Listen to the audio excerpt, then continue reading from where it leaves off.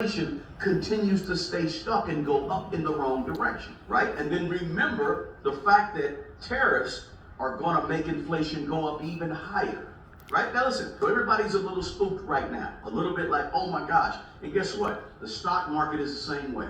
The stock market sees all this uncertainty, and guess what happens to the stock market?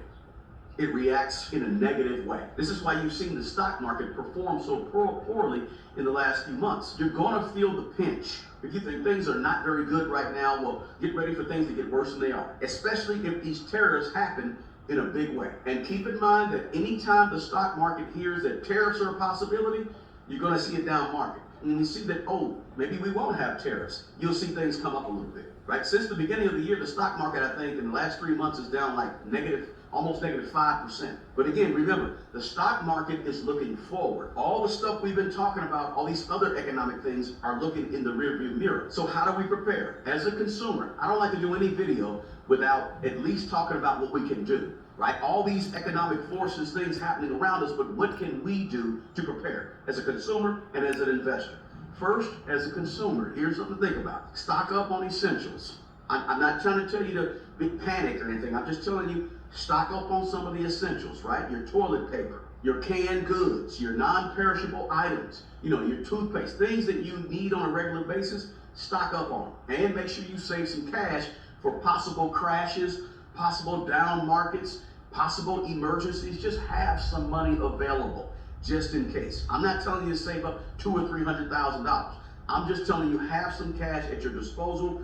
Figure out your emergency money and build that thing up. Get out of any bad debt as soon as possible, or stop carrying debt, or stop going out and getting new debt. And you might consider cutting off some of your unnecessary expenses for a while. Now, I'm not telling you to do this forever. I'm just telling you to do this now, as all of this uncertainty is out there. And a big one is keep your resume updated, just in case. You don't know what's going to happen with the job market if these tariffs really jump off the way that some economists are thinking they're going to jump off. Have that resume handy just in case. You don't know if there's layoffs out there or the unemployment rate is going to soar or not. Now, as an investor in the stock market, keep DCAing, right? Dollar cost average, where you put a certain portion in at a certain interval of time, every week, every month, whatever it could be. Keep dollar cost averaging into the market, even in down times. Look, when the stock market is down like it has been, that means stocks are on sale. And when stocks are on sale, you want to buy. You buy low and hold, or you buy low and sell high. But you don't wait till everybody's out there, yay, yay, and only then go get your stocks because you're buying high. This is an opportunity for stock market investors. Whether you're buying ETFs, index funds, individual stocks, doesn't matter. This is the time that millionaires can be made because you're buying stocks on sale. So keep that in mind as an investor. Don't get emotionally carried away with being down and out about the stock market being down. Smile when the stock market goes down, because that's your opportunity to buy things low. And you might want to add some value companies to your stock portfolio. If not value companies, some value ETFs or value index funds. And maybe in sectors like non-cyclical sectors. A non-cyclical sector is a sector or a category of stocks that are not really affected by all this economic turmoil.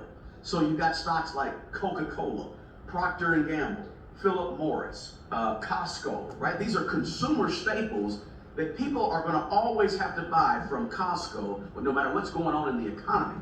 So those are possible stock choices and stocks to look at to purchase, right? Those companies that don't rely on an up or down economy, they're always steady, because you're always going to need food and toothpaste and those type of consumer staples that don't change. And as always, diversify.